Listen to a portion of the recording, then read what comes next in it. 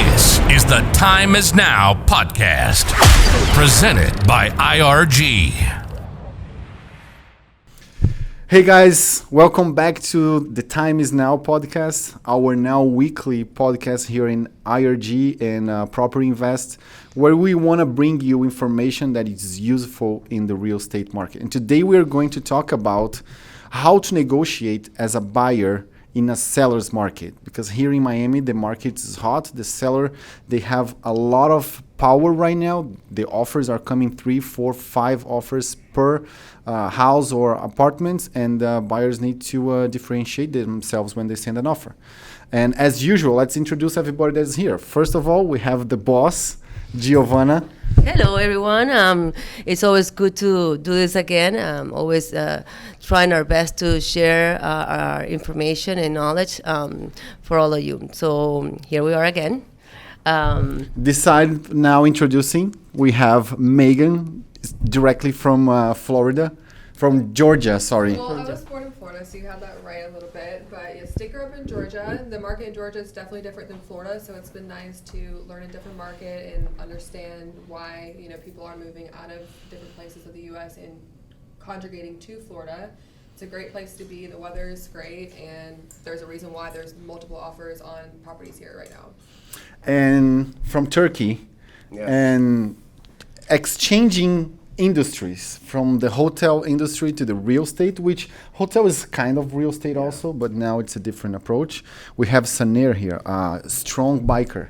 Yeah, hello everyone, and some of you may know my logo. It's called Live Healthy, so follow me on Instagram. Oh, plugging already. Good advertising. Opportunity. Yeah, it's a parallel. It's a parallel industry because there's so many things that are very similar to each other. I'm very excited to be here. I have a really great team members, and starting with the boss, and I've got nothing but the support from everyone. Hotel business is very tough, but I was also in the condo hotel business, so I was able to practice a lot of things related with the units and real estate. Happy to be here. Thanks for having me. Very good. Let's talk about a little bit how the market is right now. I went to an open house the other day and was scheduled to 12:30 last Saturday. And at 12:15, there was a line of about 5 or 6 families waiting to enter that house and to potentially buy it. Giovanna, you from among us is the one that has the most experience. You lived the up and the rise before the crash. What you are looking that is different now from them, from that era before we have everything go down? Well, of course, that demand for properties is the same. When you see that line, it reminds me of that time, of so many people interested in a property. And yes, it was like, I want to be the first one. So it could be a little bit scary if you think about what happened before. But what I see that it's different right now, definitely the mortgages, the loans, the banks are not lending how they used to be. That time, remember, was 100% financing. So it was very easy for anyone to buy, to acquire a property, even though they cannot afford it. I remember there was, I was not here, so I just read about it. There was a line of credit called Ninja. No income, no job, and no asset. Exactly. And you could buy 3, 4 properties on that. Yes, and that what happened, and many people. I particularly did a few properties like that. So you contributed to the boom of the market. Well, yes, because it was the opportunity. Of course. That was the opportunity. It was just too good to be true. Why not? So everybody did. And yes, and that's what happened. So that's what you see different this time. And the demand that we have for properties, not for all properties. Mm-hmm. Of course, the pandemic has helped, and that's why Miami right now is so hot. Particularly the single-family homes. Exactly. Miami is right now a very hot market. Everybody from even north is just moving to Miami, New York, California. Yeah, it's becoming very popular. So we have a lot of demand, but especially for single-family homes. That's when we're seeing the most interest. Yeah, the inventory in December last year was about 6,900 houses available. and we ended December with just about 3,000 houses available. So half of it. So half of the inventory went down, plus all the houses that were put into the market that were absorbed. So that shows how the market it is. And one particular point is that right now, for what I'm understanding, what you're talking from now to then is that now the buyer is actually someone that's going to live in the house. And that moment, it was more investors. It's more. And that's what happened. Then the rent was not enough income to support the loan, especially when you were applying for those loans. It was an interest only for the first 5 years. And then after that, it was time to really pay for the principal, and no one could afford it because it was not enough. The rent was not enough. And the interest rates went up in that period from 0 to 5. Exactly. So that's what happened. And you've been in Georgia recently. How is the market there comparing to here? So I'm from a small island in Georgia, St. Simons Island. So the market there is, everything is super overpriced because if you think about it, you have a small finite amount of space on the island. There's only so much land, and there's already so much of it is developed. So there's lots of properties that are available, but they're 5 times the price that they should be. Really? So people are buying them, but they're going to buy this property. They're never going to be able to get back what they put in it. So they're putting themselves in a hole in a sense because there's someone that bought a condo that back in the a couple years ago would have went for like $400,000. Someone bought one for $1.3 million. Really? And it's a little condo, like nothing too exciting, and just because it's in that particular island. That particular area. It's a lot of people from supply. New York are moving there because it's small. It's close to Florida. It's only 5 hours from Miami. So if you want to hop in the car, you can go to Miami. Another 5 hours north, you're in Atlanta.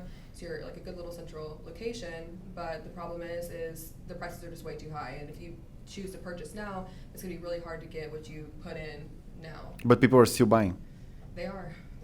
And a lot of it is because they're not from the area. Like my mom has been looking for a property since about 2015. That's kind of actually how I started getting into real estate. So I was going with her, we're looking at all these properties, and it's been hard because everything that we see that we like, it's just, she can't push herself to pay the extra that they're trying to charge just because we've seen the market go, we've been there for 15 years over that. So we've seen it go from not super busy to, it's booming. I mean, you see New York plates, you see Connecticut plates, you see Maryland plates. It used to just be, Georgia only. There used to be no traffic. It was so quiet. Like, it actually felt like an island. Now there's like a little hustle and bustle to it, and they've changed the traffic. Everything about it is changing in towards, moving towards a city, which is hence why they're, trying to raise the prices. So, like I said, we have this private island that we're, going to be listing this year, hopefully, and they're looking at $20 million for it. Small little private island off of Hawkins Island. Mm-hmm. It's called Little Hawkins Island. It's basically a resort-style single-family home. It has its own pool, own club lounge, dock, deep water dock, pool. And there's a strong demand for that there. There is. I mean, because the buyers that are coming from that are not coming from necessarily the island. They're coming from up north. They're coming from California. Like my mom's friend actually built this home. He used to work for Pixar up in California. So this was his little getaway that he created. Mm-hmm. And, now he's wanting to sell it. But, the market is a little bit hard in the sense that there's not a lot of people that are looking to plop down $20 million in the middle of Georgia. Yeah, but now with so many people coming from California to the East Coast, maybe. Yeah, he might have a shot now. Well, hopefully. That's where we're hoping IRG is going to, hopefully market it this year. And we'll be able to bring in our clientele and, use our platform in order to be able to sell it. Do you see here in Florida any area or city that is kind of like those islands that you know of? I mean, so I worked up in Delray for like about a year, and Delray is somewhat the same because there's only a finite amount of space in Delray. Delray is basically, they have Atlantic Avenue, which is where all your shops, your restaurants, and your shopping is, and that's, everybody wants to live right around that. And Delray is super, super tiny. So there's all the places east of Atlantic Avenue that you would want to live on the water. It's all super overpriced. I mean, you see like a little 1,500 square foot home there, they're charging, $1.2 million. That's, it's walkable to the beach, but, in comparison to like 10 years ago, the prices are... Mm-hmm. Yeah, but when you compare to the beach, which is 15, 19, 20 million. But it's different. I mean, it's different than here. Delray, even from Miami, is a completely different market in the sense that, like, you can get a single family home closer to the water there and pay less than you would, obviously, in Miami. So, Sanir, how do you, as a new agent, how are you looking at the market at this moment? What's your perception? Well, this is how I look at it. If anybody wants to buy or purchase a property here, and we have a lot of buyers from New York and California, the taxes are a lot, and in New York, obviously, that pandemic, that changed a lot of things. A lot of people are looking for positivity, the oxygen. They just want to breathe, and this is why they're coming to Florida. And how I look at it is like, I still think that a lot of people can't afford a property here in Florida. It's not impossible to purchase a property here. All you got to do is look at your budget and then make your calculations. Don't waste too much time by thinking. Take an action, because right now is the time to invest. In the future, we may not have that opportunity. Exactly, and that's a good point, because people think that in Miami or in Florida we only have like million or tens of a million Miami, yeah. properties. Yes. But there's a lot of I get notifications a lot, because I'm working with a client with that budget of $200, $250, $300,000, especially condos. Condos are interesting at this moment because there's so many, the prices are not going up, but it's still the sellers, they're not giving a lot of discount because of it. So people that are trying to, there's remember the house, there's 3,000 in the market, and condos we have 14,000. But the average discount is 5%. Because also remember, and especially in this area, all these constructions are almost new. So people only have that little room. And people have, different from 2008, people actually have equity on the property. Yes, right now they do, but still They have 50%, they want to have some 60%. gain on the property. So if they just discount too much, then they don't get any gain. Exactly. So, and I know Brazilians and Turkish in that kind of sense are similar. They think that because there is 14,000 properties in the market, the seller is going to accept 10, 15, 25% discount, and that's not the reality. Even for condos, for houses, forget about it. I'm seeing houses going over price. Because when you have, remember, it's all about demand and supply. So when you don't have enough, definitely people are going to offer more. Because you want that property. Well, to her point, it depends on the building too. 'Cause certain buildings, may have more of a demand. There might be, 5 units of the same floor plan that someone's looking for, and it might create more of a hype. It's, in terms of other buildings where they have, plethora of apartments available with the same kind of floor plan and whatnot. So I think, part of it too, like she's saying, it depends on what development it is that you're looking at, in the sense if it's the seller has an upper hand or not. How should the buyer then behave when sending an offer? What's a good thing to do to send an offer in a market like this? I think the most important is to show that you are strong enough to make the purchase. You don't have to be a cash buyer, but you have to show that you're strong enough. Even though you're being financed, go with a good deposit, strong deposit. You don't have to; it's not required for an offer. But that's the only way that the seller feels more secure, because they know that you really want this property. That was something that I heard yesterday on this new social media called Clubhouse. They were saying exactly that it doesn't matter if you're financing or not. The deposit, they brought up Georgia. They said that usually the earnest money, not the first deposit, there is about 1%. Here in Miami, I usually work with 5 or 10%, so it's much more. So in markets like Georgia, where the deposits is usually so low, making an offer with a higher deposit just put you on top of everyone else. That's what it is, because you're showing that you're really serious about it. And the deposit it's not bounded. You don't have to you're not going to lose the deposit if the offer doesn't go through. Exactly. So what do you have to lose?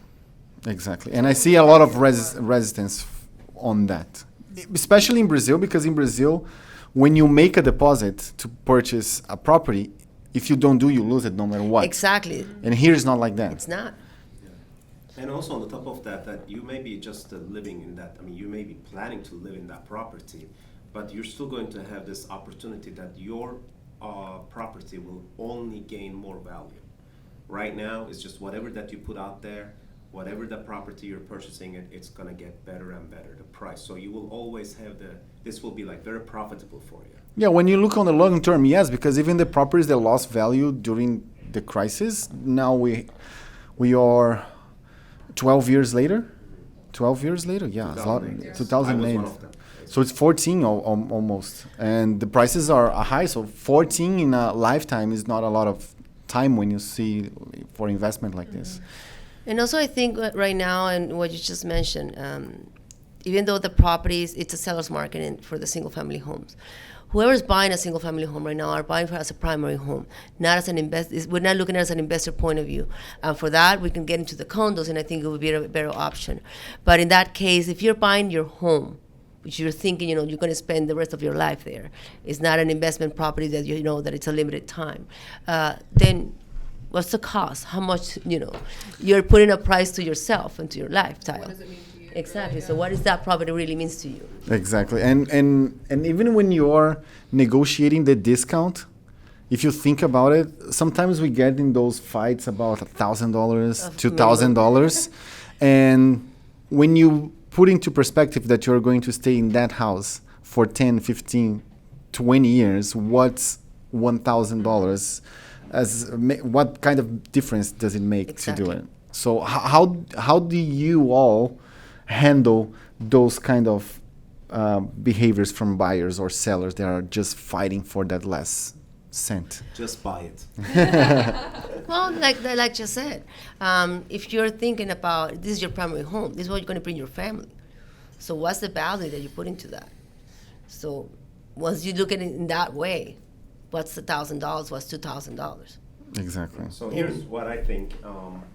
If you are a buyer and you want to just move from other states and you have a lot of toxic situation going on around you and you want to just live healthy, and you got to make a decision. You want to spend that money for the property that you're going to be so happy and the environment, or you want to spend that money to the hospital bills? Because you're going to be sick, you're going to be dealing with a lot of problems when you get older. Okay, you're going to keep going for a medical situation, and you're going to have a lot of bills coming from the hospital. So why creating a lot of problems with a couple $1,000s? Just invest that money, okay, and have a good time. Life is too short. So how do you work more with Turkish people, of course, like I do with Brazilian. How do they see? Are their perspective on the market here right now? When you talk about the market to them. Turkish people are always they always love to come and move to, especially to South Florida area, because especially the west of Turkey, climate is very similar, especially where I'm from Izmir, from Aegean Sea. I mean, they definitely will be looking forward to move in here and then just invest their money. However, they're definitely big time negotiators, and you have to be able to gain their trust. And if they trust you well, they will do anything. They will just go ahead and do You that. are as an agent. Your trust as an agent. That's correct. And they do trust. You need to gain their trust and respect. That's true. And then after that, it's going to get easier. That's true. They go with the people. They go with that certain agent, and then they will follow that agent. If they do trust them, that's their, whatever the rules are out there, they'll go with it. And then the same thing in Turkey. Like, I mean, if you go from, if you live in the north, everybody wants to move to south, to the like warmer areas. And there is the same activity in Turkey as well. Like, people want to purchase places like from the summer houses and all that areas, all the cities. But we would love to have them here. And there are a lot of Turkish people here right now living, actually. And they definitely go with the very good, trustworthy agents. That's what they're... One thing that I heard that is happening in other markets right now is that the buyers in some markets, they are sending their offer with what they called escalation clause, meaning they send an offer at a price. I'll buy your house for $300,000, but I can go up to $350 if you show me that you got a better offer. Have you seen that before? No, I haven't. I saw that in happening in other states like Arizona and maybe because people. I don't think we have that here. We haven't seen it here in Florida. The seller doesn't take it. No.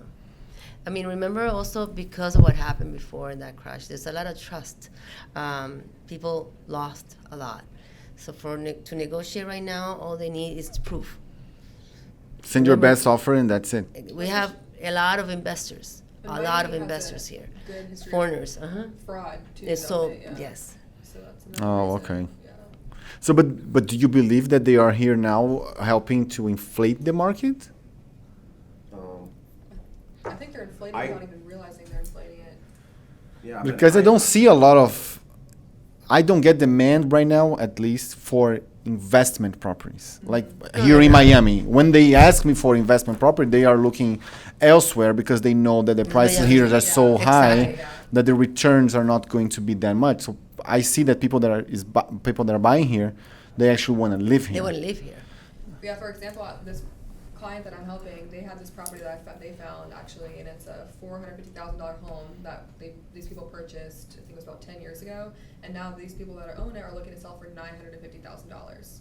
So they're doubling, what they put into it 10 years ago, which is, like you said, a pretty quick investment for them to turn that over, but they wouldn't be able to necessarily purchase that right now and be able to get that, investment doubled in, who knows what the next 10 years is going to hold with the pandemic and all that kind of stuff. But single family, when you put your money into that, it's definitely more liquid, I would say, than the condo market is in Miami right now.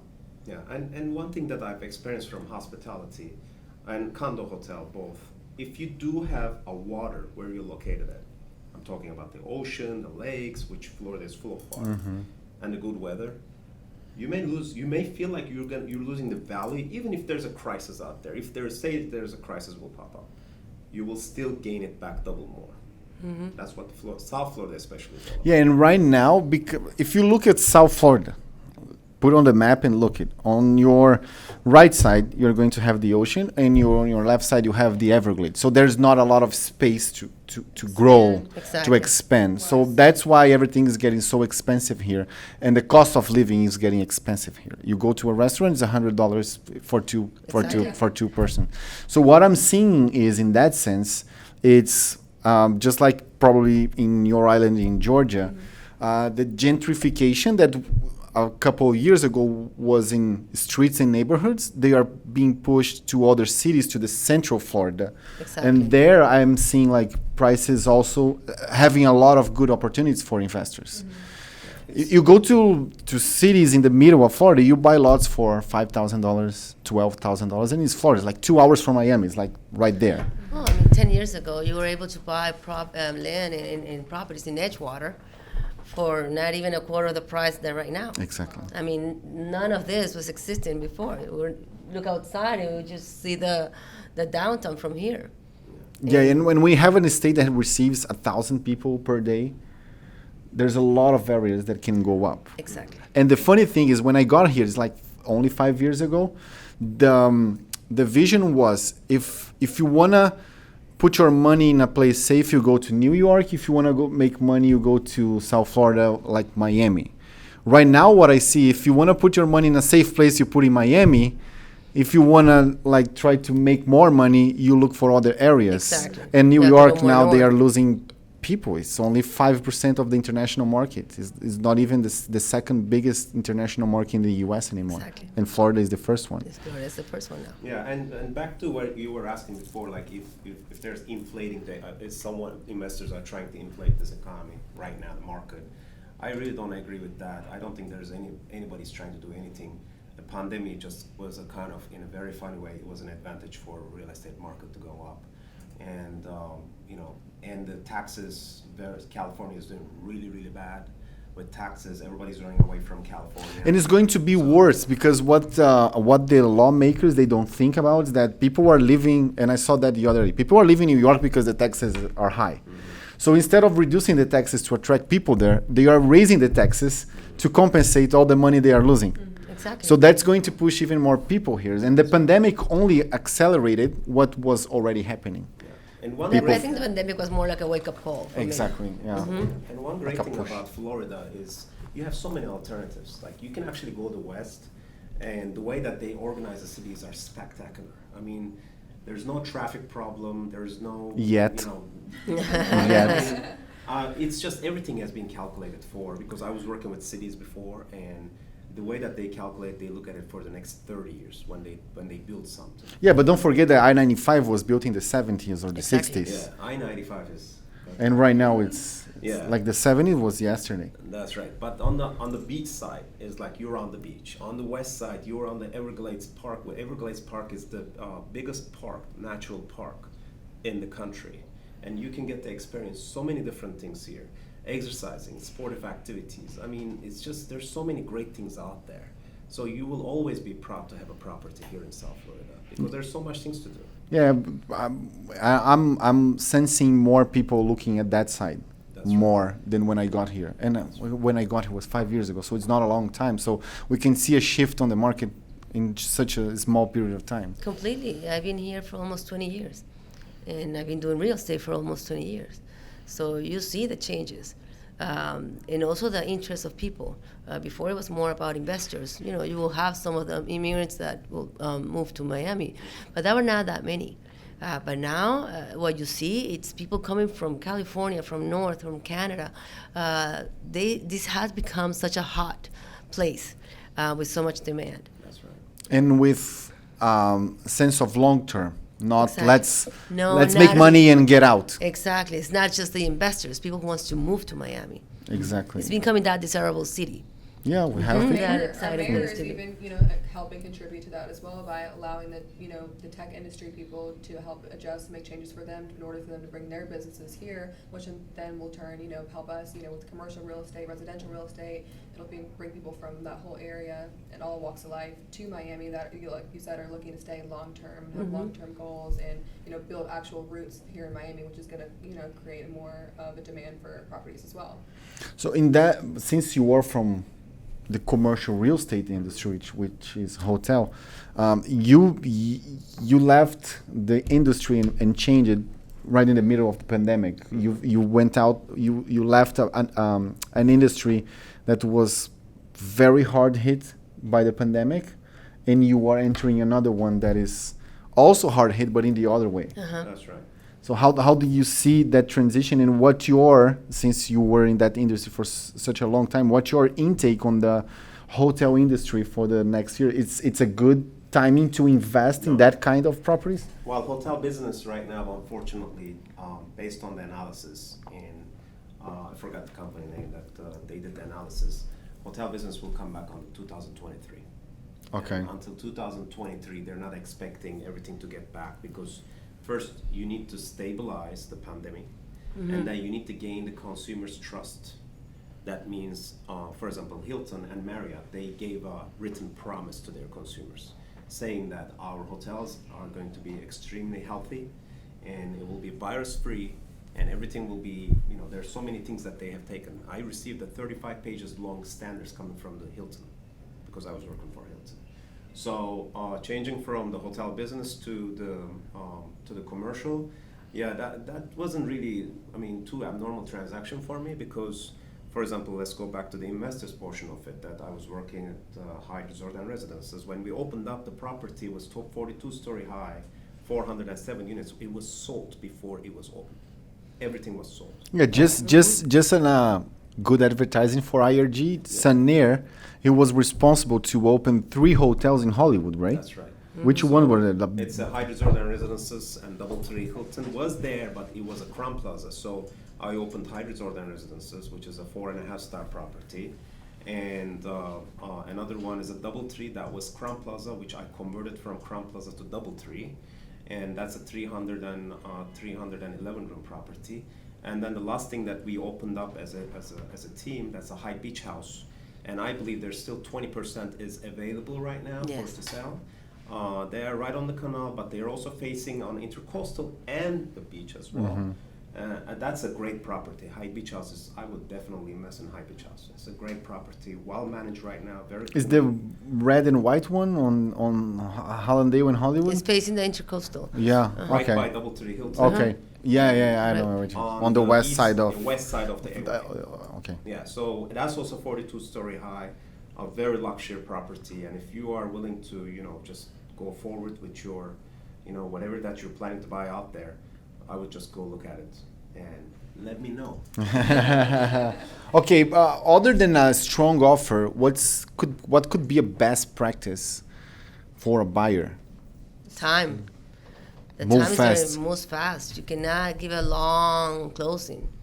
If you're ready to buy, then you're ready to close. Significant So- down payment. Yes. And make an offer quickly. Like you saw the Exactly. property, you like it, send it. Yeah. Do I not the wait. numbers. I'm a numbers guy. Last year, the closing date was about 90 days, and now it's 76. 76 days to close. To get into a contract, it's on the single digits right now. It The should be. average on the single Because digits. the average price, I mean, the average time on the market right now is about 60 days for single family. Exactly. So they don't have a lot of time. They don't have a lot They of like it, time. so they gotta jump on, especially like properties that go on and off the market. You know, like for instance, I found a property for my client that was on the market for 3 days, and they took it off the market because they weren't sure if they wanted to sell. But I reached out to the listing agent and had him convince the owners to let my client see it, so that way my client can get in there and they won't necessarily have a bunch of competing offers, since it is off the market and it's something that's really specific for what they're looking for and it's perfect. So they want to jump on it because they don't know, you know, if it's going to go back on the market, and they will have other offers to compete with and that kind of thing. So Have you seen sellers doing more of that, like pocket listings well, at this moment? it wasn't And really is pocket. is that a that's not a Yeah, pocket limit, yeah. but it's But I- converted Yeah, yeah, into. yeah. But is that a good strategy at all? Well, of course, I haven't seen it, and the reason why is because the market right now is not as low. Before, they needed to gain more money, and that was the only way they can secure that, because it was less commission. Because it was a buyer's market. Exactly. But now it's different. So now they'd rather work with an agent. So Because they're if they not- don't put there, they're not going to they, sell it. They see the advantage that is working with an agent, that instead of posting the property by themselves. So you don't see that as common as before. Yeah, and the buyers, since they need to move fast, they don't have time They to don't have time. to go and look for the off-market Exactly. properties. And back to the hotel industries, 2023, it's a general number because here in Miami looks like we don't have a pandemic anymore. Yeah. Miami Beach, there's a lot of tourists. So basically, here's what you're looking for. You're looking for ROI. What's your ROI? Yes, there is a right now occupancy at the hotels, but the ROI, the planned ROI, was not that. Because So- the rates are lower, Rates are Rates are and the expenses probably are higher because you Expenses need are- to take more. Correct. You need to, your measurements are way different than what you were doing before. You may be handling something in the room with one attendant, but now you need 1.5 attendant. Your expenses goes like 30% higher, and that's a lot. I mean, we're thinking about maybe just a room attendant, but you know, the general hotel expenses with the labor is way high. And your rates, if it's lower and what you're projecting, that's not there yet. On the other hand, if you are an investor, and this happened in 2008, there was a lot of opportunities for hotels for sale. A lot of people did buy the hotels because the prices were extraordinary. Right now, there are a lot of hotels out there for sale. And it's not But they are empty almost, or they are low it doesn't occupancy. matter. It's just, it may be empty, but again, let's go back to the basics. The basics are, the weather is amazing and there's ocean here, okay? These two coats will always get you there, but you just gotta be patient a little bit. So now, you wanna buy $100 million property in 2023 as $100 million? No. Or do you wanna buy a $100 million property, $70 million right now? And then be patient and be smart with the rates, and then make your money 2 years later. So you gotta have to have like 7 to 10 years investment plan. You can't just look at the today's rate or the next year's rate. You gotta have like 7 to 10 years project. What are you projecting? What's your ROI? Where you wanna be? Then it's a great thing to do the investment in the hotel business. And there are great hotels here. I mean, you can just do great stuff. And right now, you gotta take advantage of economy. Yeah, it's funny because it's the same industry, the real estate, but it's different approach. Because when I look at the residential, it's we hit the point of no return because people are going to move here no matter what. Exactly. Every day we see more people moving here. So Miami South Florida is an It's attract, but the hotel industry, it's an opportunity move. Oh, absolutely. I mean, right now, if I was an investor, I would have definitely invested one of these properties In hotels. in the hotels. And then I would get ready, start training my staff, and I would have some kind of investment for that also. Exactly. I'm not going to have any expectations in the next, because right now we are on February. In May, season ends. After that, it's summertime. September is dead.